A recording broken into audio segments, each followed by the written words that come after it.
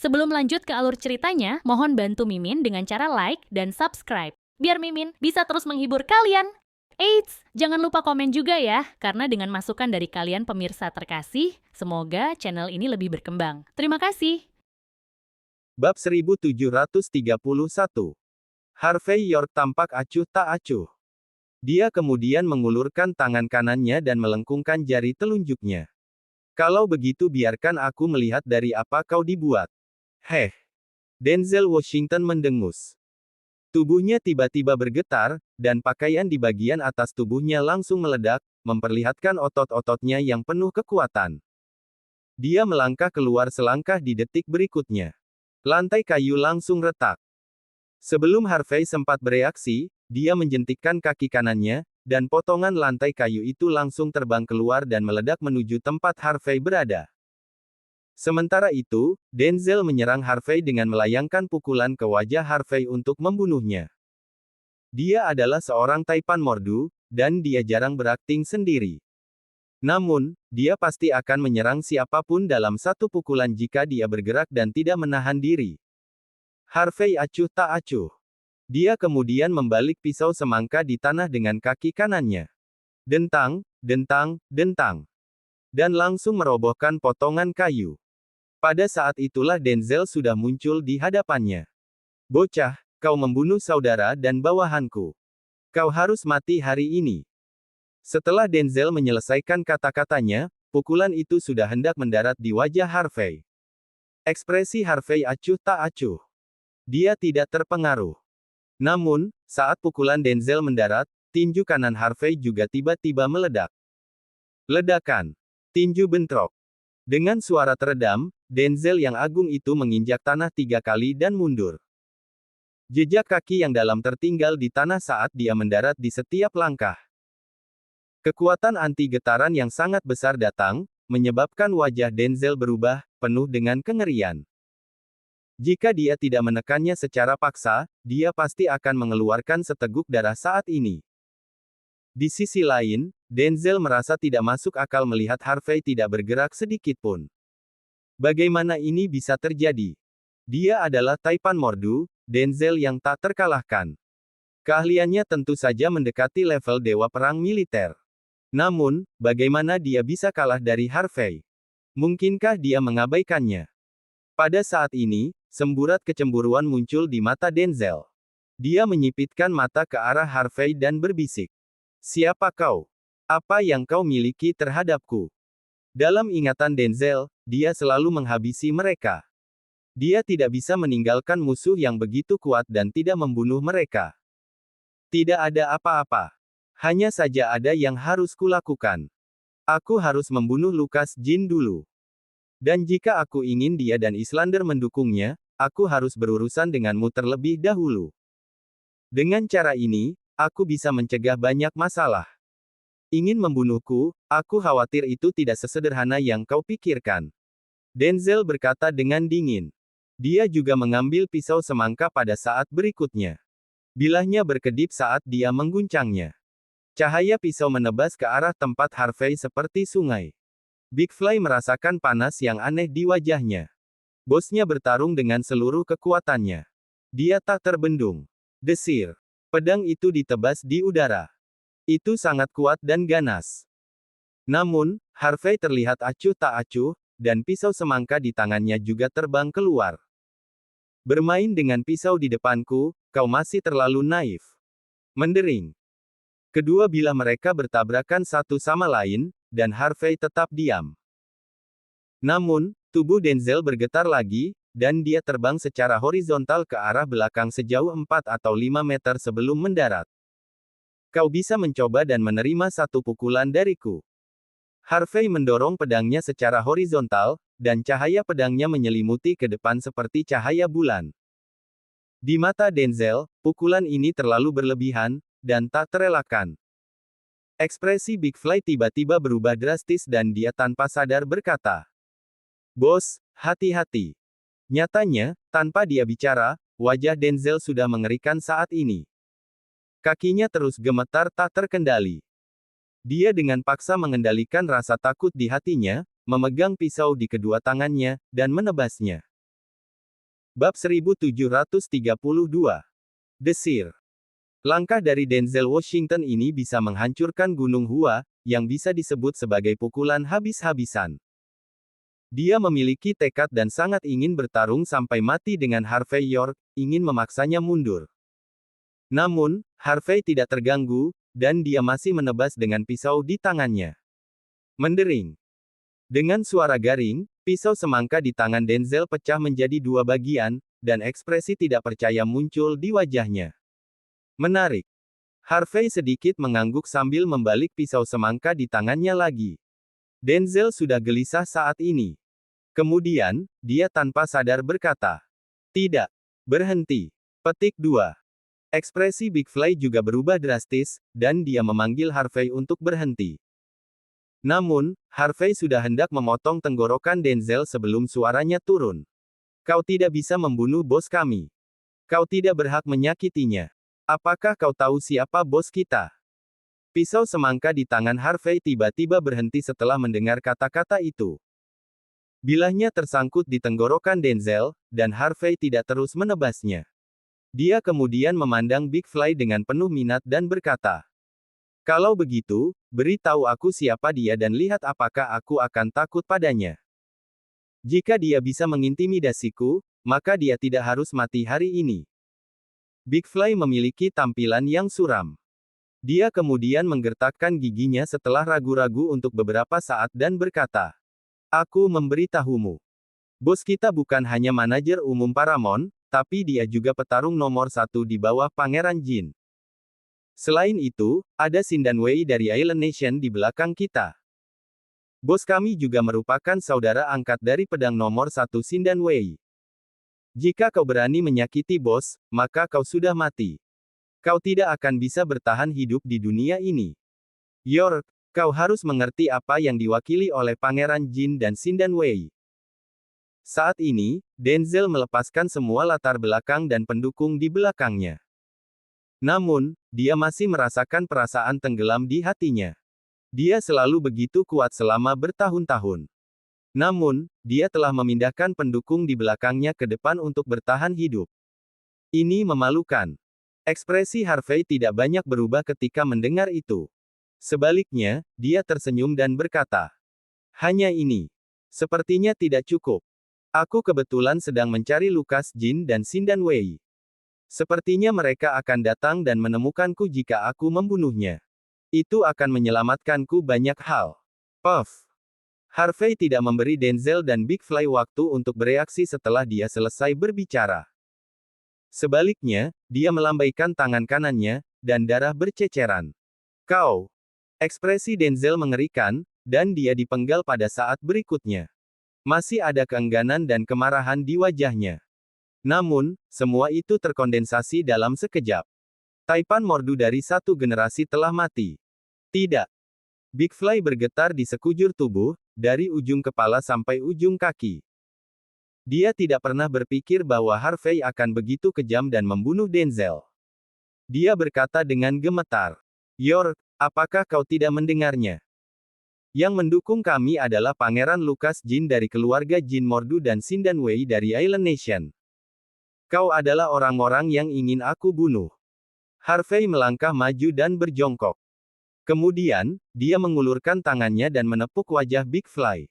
"Aku lupa mengajukan pertanyaan barusan. Setelah Oliver Bauer, mantan pemimpin cabang Longmen Mordu dilumpuhkan olehku, apakah orang-orang dari Sindan Wei atau orang-orangmu yang menghabisinya? Aku tidak akan memberitahumu." Ekspresi Big Fly tiba-tiba berubah menjadi tatapan bingung. Dia tiba-tiba bereaksi di saat berikutnya. Kau. Kaulah yang menghancurkan Oliver Bauer." Harvey mengeluarkan tisu dan menyeka jarinya tanpa menjawab pertanyaan. "Ekspresimu sudah memberitahuku jawabannya. Sepertinya Lucas Jin dan Sindan Wei berharap Longmen Mordu akan berantakan. Aku sangat tertarik. Apa tujuan mereka? Aku tidak akan memberitahumu." Big Fly berkata dengan muram. "Kau akan mengatakannya." Harvey sangat bertekad. Dia kemudian mengeluarkan ponselnya dan memutar nomor. Dua hal. Pertama, kirim kepala Denzel ke Lucas Jin. Kedua, buat saudara Big Fly berbicara. Bab 1733. Harvey York kemudian duduk di sofa dan minum teh sendiri setelah selesai menelepon. Segera, Eidenbauer bergegas ke tempat ini dengan selusin orang. Bagaimanapun, Mordu adalah wilayahnya. Setelah memberi hormat kepada Harvey, dia bergerak cepat untuk membersihkan tempat kejadian.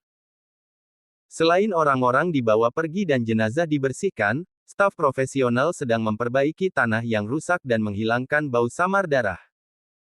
Rahel Hardy baru muncul di depan Harvey saat Aiden dan orang-orangnya pergi setelah menyelesaikan masalah. Dia dengan hormat membungkuk. Tuan Muda York, urusan cabang Longman, Mordu hampir selesai. Justin Walker yang biadab memiliki kesepakatan dengan kami, yaitu bertarung di atas ring 3 hari kemudian. Pemenangnya adalah pemimpin cabang Longman Mordu.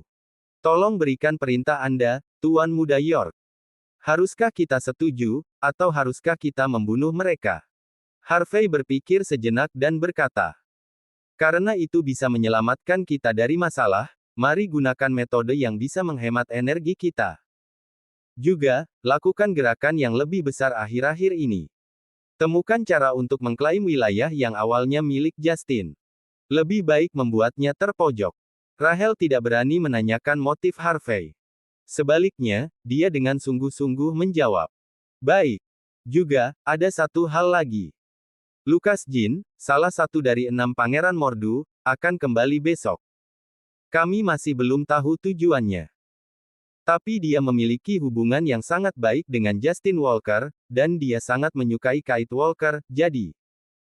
Rahel tidak mengatakan apa-apa. Dia tahu bahwa hubungan antara Kate dan Harvey tidak lebih dari hubungan asmara. Hubungi Aiden dan tanyakan apakah Big Fly sudah mulai berbicara. Kata Harvey acuh tak acuh. Setelah menelepon, Rahel terkejut dan berkata, Tuan Muda York, Big Fly mengungkapkan beberapa informasi. Menurutnya, Lucas selalu ingin mengambil alih cabang Longman Mordu. Karena itu, dia bersedia bekerja sama dengan Sindan Wei dari Island Nation. Kedua belah pihak langsung cocok. Jadi, kalau mau naik kali ini, Lucas dan Sindan Wei adalah yang paling merepotkan selain Justin Walker. Bahkan jika Anda berhasil mengambil posisi, kedua pihak mungkin tidak akan melihat Anda duduk dengan damai di posisi ini. Harvey mengangguk. Meskipun dia sudah menduganya sebelumnya, tidak ada bedanya dengan menguatkan fakta sejak Big Fly mengaku.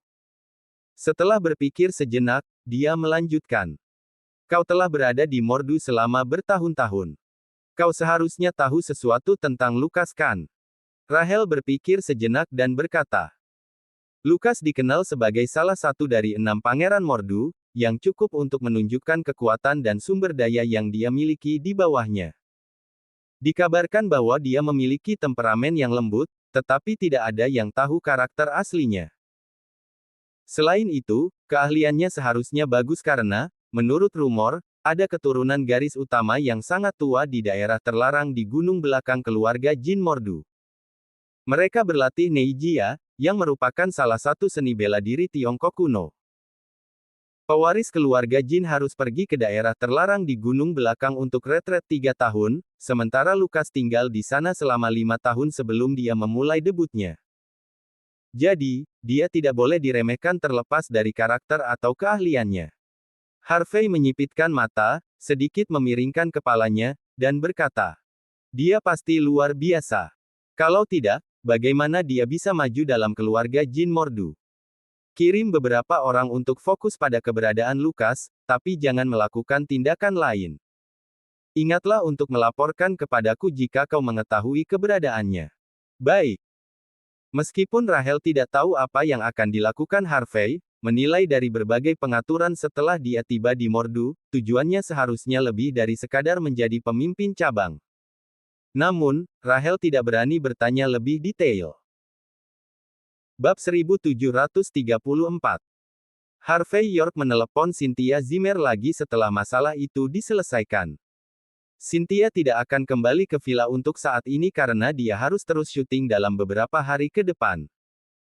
Setelah Harvey menutup telepon, dia menginstruksikan Tyson Woods untuk mengatur lebih banyak tenaga kerja. Jika perlu, dia bahkan bisa mengumpulkan beberapa master dari Buckwood. Sayangnya, orang yang dikirim Bellamy Blake belum juga datang. Kalau tidak, Harvey tidak akan merasa kekurangan tenaga. Setelah menangani masalah tersebut, Harvey mengeluarkan ponselnya dan melihatnya sebentar. Masih belum ada kabar dari Yvonne Xavier. Sambungan masih sibuk ketika dia menelepon. Setelah merenung sejenak, Harvey kemudian mengirimkan pesan yang memberitahu Yvonne bahwa jika masih belum ada kabar darinya besok, maka dia akan mengunjunginya secara pribadi. Meskipun dia belum mengintegrasikan sumber daya cabang Longman Mordu dulu, jika masih belum ada kabar dari Yvonne, maka dia tidak bisa menunggu lebih lama lagi. Keesokan paginya, Harvey bangun untuk sarapan dan hendak menangani urusan Yvonne. Namun, telepon tiba-tiba berdering saat ini. Setelah telepon tersambung, suara Kelly Malone terdengar dari sisi lain telepon. Harvey, kamu tidak boleh terlambat hari ini. Apakah kamu tahu? Terlambat. Harvey terkejut sesaat dan sedikit kewalahan dengan pergantian peristiwa yang tiba-tiba ini. Berhenti main-main. Di sisi lain telepon, suara Kelly semakin dalam dan nadanya agak tidak senang. Kamu bukan anak berusia 3 tahun lagi. Kamu harus bertanggung jawab atas hidupmu sekali. Hazel sudah mengatur untukmu. Kamu akan bekerja di grup Kaizen mulai hari ini. Ingat, berperilaku baik dan bekerja dengan benar. Kalau kamu terus malas seperti ini, Paman Malone tidak akan peduli lagi padamu. Maafkan aku, Paman. Aku tidak bersungguh-sungguh. Harvey menjelaskan. Aku punya sesuatu untuk dilakukan hari ini. Bagaimana kalau lain hari? Harvey harus berurusan dengan urusan Yvonne hari ini. Dia tidak memiliki ide untuk bekerja di grup Kaizen. Paman Malone, aku bisa memberitahumu bahwa aku adalah Kaizen Group. Harvey ingin mengatakan bahwa dia adalah pemegang saham utama dengan 50% saham. Namun, dia diinterupsi oleh suara Kelly, yang menjadi lebih keras, di sisi lain telepon bahkan sebelum dia sempat menyelesaikan kata-katanya. Sesuatu. Hari yang lain. Apa yang lebih penting daripada mencari pekerjaan? Tahukah kamu berapa banyak waktu dan bantuan yang dihabiskan Hazel untuk masalahmu? Kamu tidak tahu waktu. Hanya dengan mengucapkan satu baris, dan kamu tidak ingin pergi. Lihat, betapa malasnya kamu sekarang. Jika kamu tidak bergegas, mencari karir yang tepat dan menetap, tidak akan ada masa depan bagimu. Harvey, aku mengatakan semua ini karena aku memperlakukanmu sebagai anakku. Jadi, jangan kecewakan aku. Orang tuamu sudah pergi. Karena itu, aku harus bertanggung jawab atas hidupmu. Berpikir bahwa Harvey bertindak sok dan mengatakan bahwa villa nomor 1 di Fragrant Hill adalah miliknya kemarin, Kelly bahkan lebih frustrasi saat ini. Aku tahu aku agak kasar tadi malam, tapi apa hubungan antara kedua keluarga kita? Bagaimana aku bisa melihatmu jatuh? Jika itu orang lain, aku akan mengabaikannya. Harvey, bekerjalah dengan rajin.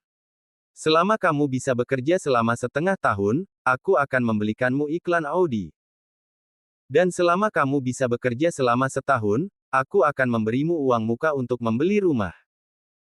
Dan selama kamu bisa mendapatkan gaji tahunan ratusan ribu dolar, aku bahkan akan melunasi pembayaran saldo untukmu. Singkatnya, lakukan dengan baik di tempat kerja. Pergi sekarang. Aku melakukan segalanya untuk kebaikanmu. Kelly membujuknya dengan sungguh-sungguh. Bab 1735. Kelly Malone peduli pada Harvey York. Dia sangat bertekad untuk menjaga Harvey di jalan yang benar saat ini. Meski tindakan Kelly sedikit ekstrim dan sepihak, Harvey masih sangat terharu. Bagaimanapun, Kelly melakukannya untuk kebaikannya. Dia bahkan rela membelikannya rumah dan mobil. Dia juga mengerti bahwa jika dia tidak pergi bekerja hari ini, Kelly mungkin akan marah padanya. Karena itu, dia tersenyum dan menjawab melalui telepon. Paman Malone, jangan khawatir. Aku akan pergi bekerja sekarang. Aku akan bekerja keras dan tidak akan mengecewakanmu. Nah, itu anak yang baik. Nada suara Kelly menjadi sedikit ceria. Ingat, kamu harus dihukum, sama seperti orang tuamu. Kelly cukup frustrasi ketika dia pergi kemarin dan mengatakan bahwa perjodohan itu tidak masuk hitungan. Itu semua hanya pembicaraan mabuk. Dia merasa jika Harvey bersikap jujur dan menjadi baik sekarang, dia mungkin memiliki masa depan dengan Hazel Malone. Kelly masih merasa bahwa Harvey yang tahu segalanya tentang dirinya lebih baik dibandingkan orang-orang seperti Stephen Walker. Setidaknya, putrinya tidak perlu menderita di masa depan. Harvey untuk sementara melepaskan gagasan untuk pergi ke Yvonne setelah menutup telepon. Toh, waktu yang disepakati adalah sore hari. Dia naik taksi dan tiba di gedung kontrak tepat sebelum jam 8.30 pagi. Tempat ini adalah tempat grup Kaizen berada. Banyak pekerja kerah putih yang modis terlihat masuk dan keluar gerbang. Harvey langsung melihat Hazel yang sedang menunggunya. Hazel masih sangat modis saat ini. Dia mengenakan kemeja Givenchy dan rok mini, memperlihatkan lehernya yang putih dan pahanya yang mulus. Hazel pasti menata rambutnya secara khusus. Dia tampak seksi. Mata Harvey berbinar. Dia kemudian melangkah maju dan berkata, "Hazel, selamat pagi." Hazel memandang Harvey dengan hati-hati, tidak mampu mengendalikan rasa jijik di matanya. Dia kemudian berkata dengan dingin, "Kamu telah membuang waktuku selama 5 menit. Jika ini terjadi lagi, kamu tidak perlu bekerja di sini."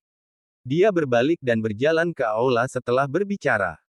Dia sengaja menjaga jarak tertentu dari Harvey, agar tidak diketahui bahwa mereka berdua sedang bersama. Harvey dengan santai mengikutinya. 10 menit kemudian, Hazel membawa Harvey ke departemen bisnis grup Kaizen. Tempat ini adalah departemen yang berspesialisasi dalam menjalankan bisnis. Hazel adalah wakil direktur departemen ini. Ada hampir 50 orang di seluruh departemen, yang sebagian besar terdiri dari pria tampan dan wanita cantik. Karena Hazel telah mengurusnya sebelumnya, Harvey menjalani prosedur pendaftaran dengan lancar. Tak lama kemudian, dia menjadi juru tulis dengan gaji pokok hanya $280, tetapi dengan komisi 10%. Stephen, yang mengenakan jas, muncul bersama beberapa orang setelah Harvey melapor untuk bertugas. Jejak kehati-hatian muncul di matanya ketika dia melihat Harvey. Namun, dia segera ingat bahwa Denzel Washington akan berurusan dengan Harvey. Semua ketakutan di hatinya telah mengalah. Menurutnya, Harvey yang diincar Denzel sudah sama saja dengan mati. Sayangnya, sedikit yang dia tahu bahwa Denzel sudah mati. Kalau tidak, dia mungkin akan berlutut di depan Harvey sekarang. Stephen memandang Harvey sambil tersenyum dan berkata, "Harvey, meskipun kami mengizinkanmu bekerja sebagai karyawan pintu belakang di departemen bisnis, demi Hazel, ini tidak berarti bahwa perusahaan kami akan mendukungmu, seorang pemalas. Jika kau bergabung dengan perusahaan kami dan ingin mengubah nasib menjadi satpam cilik, maka kau harus melakukan satu hal." Stephen segera mengeluarkan sebuah file dan melemparkannya ke meja Harvey sambil berbicara. "Ini adalah kontrak untuk 2 pelanggan reguler kami. Aku telah mengikuti mereka untuk waktu yang lama. Mereka harus segera datang untuk memesan. Aku akan memberimu 3 hari. Jika kau bisa membuat mereka menandatangani kontrak, kau akan dikukuhkan sebagai karyawan. Tapi, jika kau tidak bisa, tolong keluar dari sini." Bab 1736. Ada cemoohan di mata Stephen Walker. Harvey York adalah seorang penjaga keamanan kecil dengan keterampilan yang baik, lalu kenapa? Pada akhirnya, dia masih harus keluar untuk mencari uang untuk menghidupi keluarganya. Selama dia bekerja di grup Kaizen, dia bisa membunuhnya dengan cara apapun. Menurut Stephen, Brian Hall telah gagal menangani Harvey bahkan saat menggunakan longman sebelumnya. Dia akhirnya mengerti setelah berlutut di keluarga Walker sepanjang hari dan malam. Menggunakan kekuatan dan energi untuk menghancurkan orang adalah metode yang paling ampuh. Beberapa karyawan wanita cantik tanpa sadar melirik kontrak, dan kemudian mereka semua menutup mulut karena terkejut. Setelah itu, ekspresi mereka melihat Harvey penuh dengan kegembiraan karena merasa malu. Kedua pelanggan itu tidak sederhana. Stephen bahkan tidak bisa menjatuhkannya sendiri. Ingin Harvey menyelesaikannya dalam 3 hari, dia pasti mencoba membuat Harvey keluar dari sana sendiri. Hazel tanpa sadar berkata. Manajer Walker, Harvey adalah karyawan baru dan tidak mengetahui seluk-beluk bisnis. Bisakah kamu membantuku dan biarkan dia? Stephen memandang Harvey dengan acuh tak acuh dan berkata dengan sarkasme. Hazel, jangan remehkan kerabatmu yang malang. Dia kompeten. Lagi pula, dia datang untuk bekerja, bukan untuk bertarung. Maka dia juga harus melihat bagiannya. Bersakit-sakit dahulu, bersenang-senang kemudian. Kamu tidak akan mendapatkan uang jika kamu tidak melakukan pekerjaan apapun. Jika kamu tidak bekerja keras saat berada di sini, lebih baik kamu pulang dan menjual ubi jalar. Hazel sedikit terdiam sesaat. Karena Stephen menggunakan ini sebagai alasan, dia tidak tahu bagaimana membantu Harvey menangani masalah itu. Selain itu, jika bukan karena orang tuanya berhenti bertengkar, Hazel bahkan tidak akan mau membantu Harvey masuk ke grup Kaizen. Karena itu, dia tidak mengatakan apa-apa saat ini. Sebaliknya, dia menatap Harvey dengan ragu. Harvey tersenyum, dengan santai mengambil 2 dokumen, dan melihatnya. Dia kemudian berkata dengan acuh tak acuh. Tuan Muda Walker, selama aku bisa membiarkan kedua orang ini menandatangani kontrak, aku bisa mendapatkan pekerjaan secara resmi bukan? Betul sekali. Jika kau bisa menandatanganinya dalam 3 hari, aku akan memberimu konfirmasi pekerjaan. Aku juga akan memberimu 20% dari komisi untuk 2 kontrak ini. Tapi jika kau tidak bisa melakukannya, kau harus segera keluar dari sini. Apakah kau mengerti? Stephen melangkah maju dan menatap Harvey. 3 hari. Itu tidak akan memakan waktu. Bab 1737. Stephen Walker gemetar karena marah. Dia adalah kerabat jauh Justin Walker. Apalagi dia tinggi dan tampan, dianggap muda dan menjanjikan.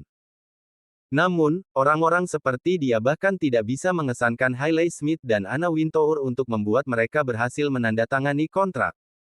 Harvey York tidak bekerja selama lebih dari 10 menit. Dia bahkan tidak tahu bisnis macam apa yang dijalankan perusahaan itu. Sekarang, dia berkata bahwa dia bisa menyelesaikan semuanya hanya dengan panggilan telepon. Sungguh lelucon. Seorang karyawan wanita cantik mencibir saat ini dan berkata, Tuan Muda Walker, orang yang masuk melalui pintu belakang ini bahkan tidak tahu bisnis apa yang dijalankan perusahaan kita, tetapi masih bertindak sok di sini. Dia benar-benar tak tahu malu. Karyawan wanita lain berkata dengan mengejek. Meminta Hailey dan Anna datang hanya dengan panggilan telepon. Apakah dia mengira dia adalah tuan muda dari 10 keluarga teratas? Pegawai perempuan lain mengerutkan bibirnya dan berkata, berhentilah bersikap sok. Semakin bahagia kau sekarang, semakin menyakitkan wajahmu saat meledak nanti. Harvey membuat secangkir kopi dan menyesapnya. Dia kemudian berkata dengan acuh tak acuh. Kita akan mengetahuinya setelah setengah jam. Harvey, kenapa kau menjadi seperti ini? Apakah kau punya waktu untuk terus bertingkah seperti ini? Apakah kau pikir kau lucu? Saat ini, Hazel Malone, yang sejak awal diam, tidak tahan lagi. Dia berkata dengan dingin. Cukup. Kau adalah orang miskin tanpa uang. Jika bukan aku yang mencarikan pekerjaan ini untukmu, kau hanya bisa menjadi satpam dan pengantar barang. Bagaimana kau bisa mendapatkan 2 kontrak itu? Lagi pula, semua orang benar. Kau bahkan tidak tahu apa yang dijual perusahaan kami dan kemudian terus bertindak sok. Kau harus mencari informasi sebelum kau bersikap seperti ini. Dengan perilaku gegabahmu, apakah menurutmu aku bisa mempercayaimu? Hazel sangat marah. Setengah jam. Bahkan jika itu setengah minggu, setengah bulan, setengah tahun, atau setengah seumur hidup, kau tidak akan bisa mendapatkan kontrak ini. Cepat minta maaf kepada Tuan Muda Walker dan semuanya. Kalau tidak, kau akan diusir setelah kau baru mulai hari ini. Kau akan mempermalukanku. Sementara itu, kesan baik terakhir Hazel tentang Harvey menghilang. Harvey tidak punya uang atau keterampilan. Namun, dia terus bersikap sok demi harga dirinya. Orang lain mungkin tidak memahami latar belakang Harvey dan tertipu oleh tingkah lakunya yang aneh. Meskipun demikian, Hazel merasa bahwa dia telah mengetahui latar belakang Harvey. Seorang pria malang yang datang ke ayahnya mengatakan bahwa dia dapat menyelesaikan 2 kontrak dengan 1 panggilan telepon, di tempat seperti Mordu. Hazel menganggapnya konyol. Apakah kau punya koneksi, Harvey? Adakah yang akan menghormatimu, Harvey? Apakah kau memiliki kekuatan itu, Harvey? Jika ya, mengapa kau membutuhkanku untuk mencarikanmu pekerjaan ini? Konyol. Saat ini, Hazel sudah berpikir untuk membiarkan ayahnya mengirim Harvey kembali ke Bakut. Orang seperti itu putus asa dan tidak kompeten. Jika kau terus tinggal di Mordu, itu hanya akan merusak reputasi keluarga Malon. Aku tidak akan meminta maaf, dan tidak perlu meminta maaf karena tidak ada yang salah dengan kedua kontrak itu. Harvey menarik kursi dan duduk dengan acuh tak acuh. Mohon tunggu. Mereka akan segera datang. Tuan Muda Walker, ingatlah untuk mengonfirmasiku sebagai karyawan dan beri aku komisi 20%.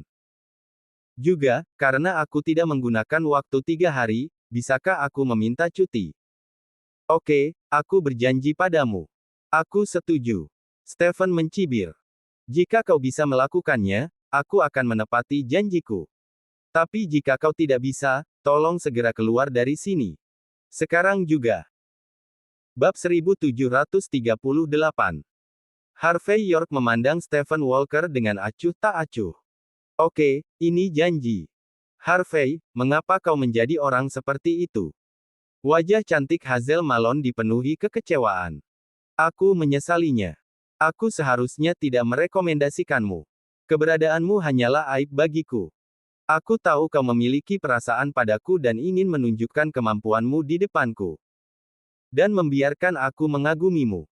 Untuk memenuhi angan-anganmu, mendambakan sesuatu yang tidak layak kau dapatkan. Namun, bisakah kau tidak bertindak seperti ini? Melalui semua ini demi harga diri.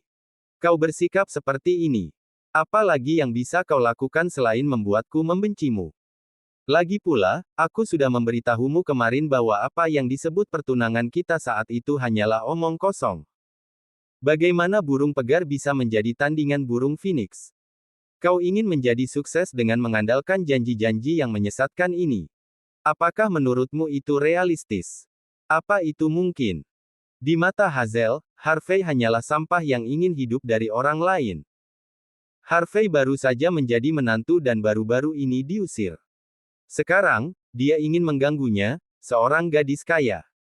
Apakah dia tidak akan melihat dirinya sendiri di cermin untuk melihat apakah dia layak untuk itu?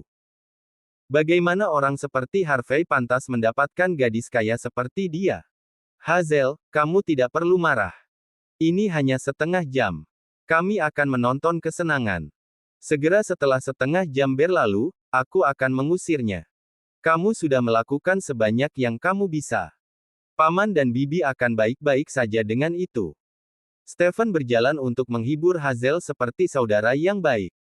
Karyawan wanita cantik di samping itu semua menatap Hazel dengan simpati.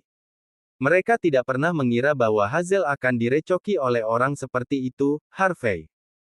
Yang terpenting, orang ini tidak punya otak. Dia melakukan segala macam perilaku konyol dan mempermalukan Hazel. Kau tidak akan pernah bisa memintaku untuk pergi, Tuan Muda Walker. Harvey mengisi ulang secangkir kopi untuk dirinya sendiri, dan dia harus mengakui bahwa kopi Kaizen Group memang enak. Harvey, berhenti sok pada saat ini. Hazel sangat kecewa, dan dia juga terlihat tak berdaya. Pergi saja. Jangan membuatku malu. Jangan menunggu sampai Tuan Muda Walker mengusirmu. Kalau tidak, aku malu bekerja di masa depan. Hazel sangat kecewa dengan Harvey saat ini. Adapun karyawan wanita cantik itu, mereka memandang Harvey dengan jijik. Mereka telah melihat banyak bajingan, tetapi mereka belum pernah melihat sampah seperti itu.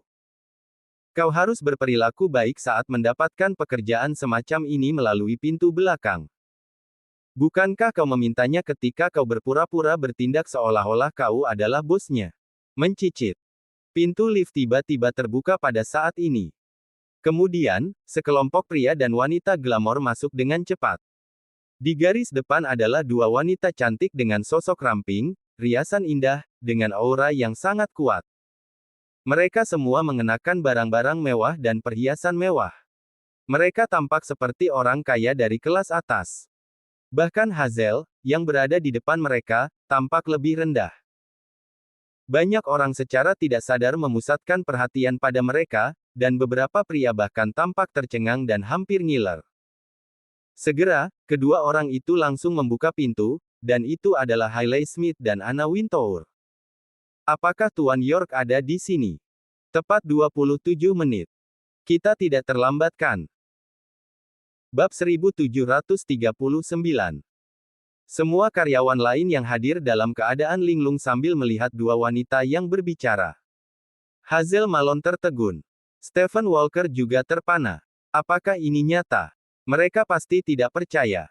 Harvey York berhasil membuat kedua wanita itu datang ke sini hanya dengan panggilan telepon.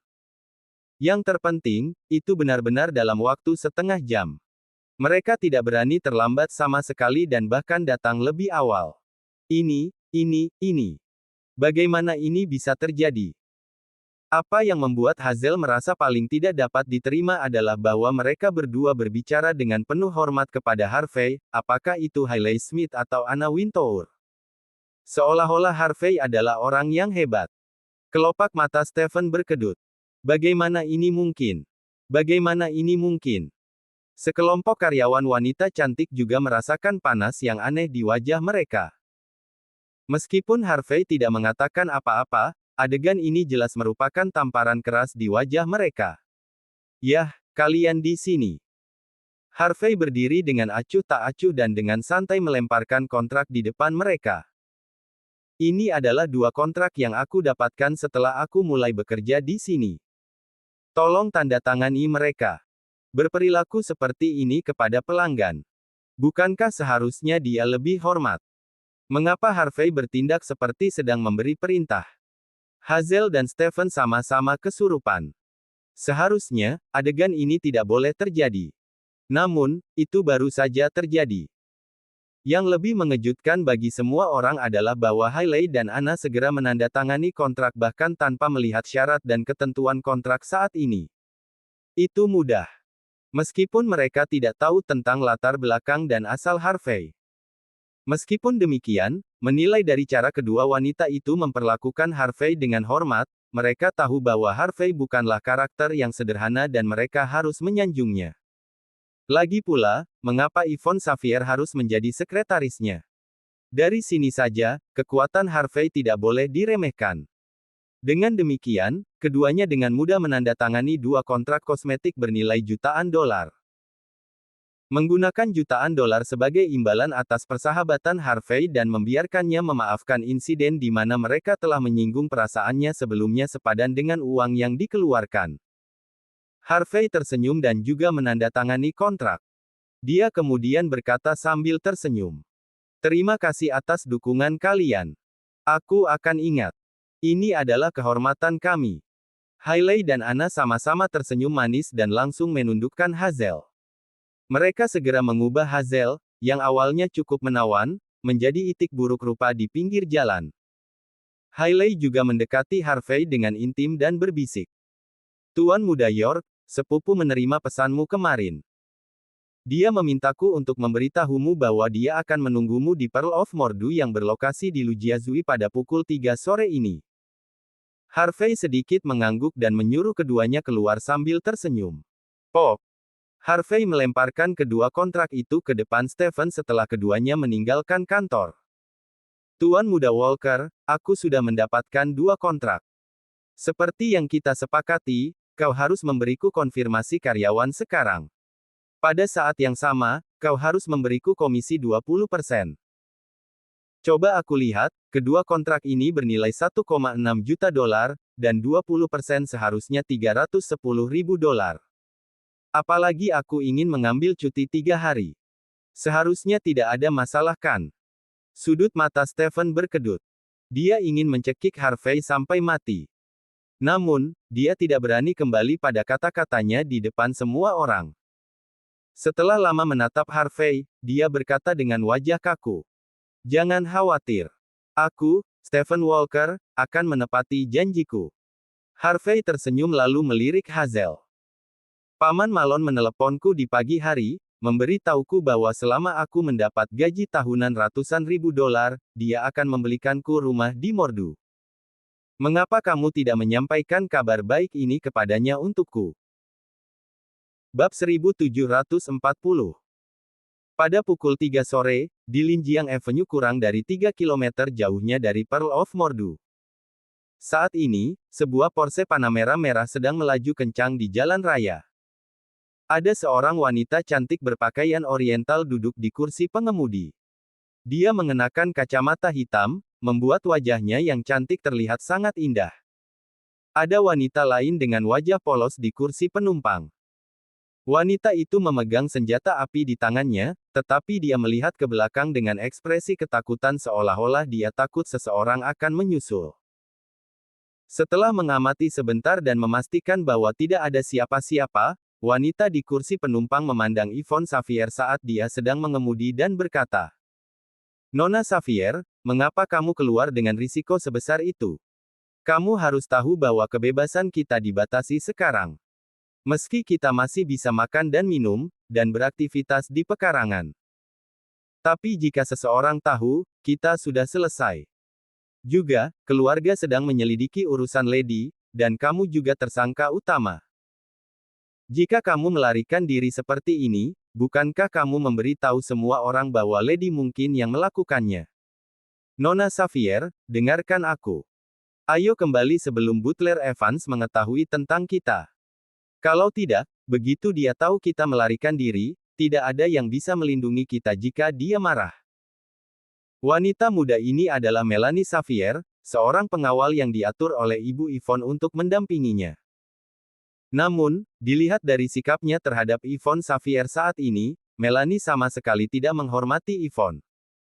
Ini karena seorang pelayan tidak pernah berbicara dengan tuannya dengan sikap seperti itu.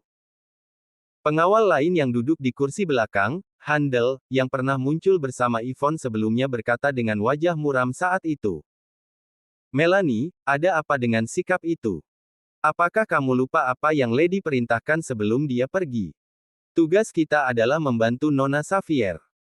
Tidak peduli apa yang dia pikirkan atau rencana apa yang dia miliki, kita, sebagai pelayan, hanya perlu melaksanakannya. Berhenti merengek tentang itu. Tidak bisakah kamu menemukan di mana kamu berdiri? Nyonya sangat baik padamu selama bertahun-tahun. Dia bahkan menghabiskan banyak uang untuk mengirimmu ke akademi militer di Amerika untuk melatihmu. Bagaimana denganmu? Kamu tidak melakukan upaya apapun setelah kembali. Apakah kamu berpikir bahwa kamu hebat? Beraninya kamu mempertanyakan Nona Xavier. Kamu mau mati." Meski Handel pernah dilukai oleh Harvey sebelumnya dan belum pulih ke kondisi terbaiknya, auranya masih ada. Dia langsung memberi pelajaran pada Melanie saat ini. Ekspresi Melanie sedikit berubah. Dia kemudian berkata dengan wajah gelap. "Pak Tua, aku hanya mencoba membujuknya untuk kebaikannya. Beberapa orang di garis langsung keluarga Smith telah meninggal karena Lady. Sekarang, Pangeran Terry Smith mencurigai Lady adalah pelakunya. Dia telah menjatuhkannya dan sedang menyelidikinya. Di saat kritis seperti itu, bagaimana kamu masih bisa bertindak melawan keluarga Smith dan pergi keluar? Nona Xavier hanyalah kerabat dari pihak ibunya. Dia harus lebih berhati-hati saat berakting saat ini. Jika dia main-main seperti ini, bukankah orang-orang akan berbicara buruk tentangmu? Jika sesuatu terjadi, siapa yang akan memikul tanggung jawab? Aku hanya bertanggung jawab kepada Nona muda. Apakah kamu tidak mengerti?" Melanie tampak menghina. "Handel, aku tidak ingin mengomelimu. Tapi kamu bodoh. Itu sebabnya kamu menjadi orang buangan sejak kamu kembali dari Bakwood. Nyonya bahkan tidak ingin menggunakanmu lagi dan menugaskanmu untuk menjadi pengawal Nona Xavier. Kamu harus tahu tempatmu. Apakah kamu pikir kamu masih Handel yang dikagumi semua orang?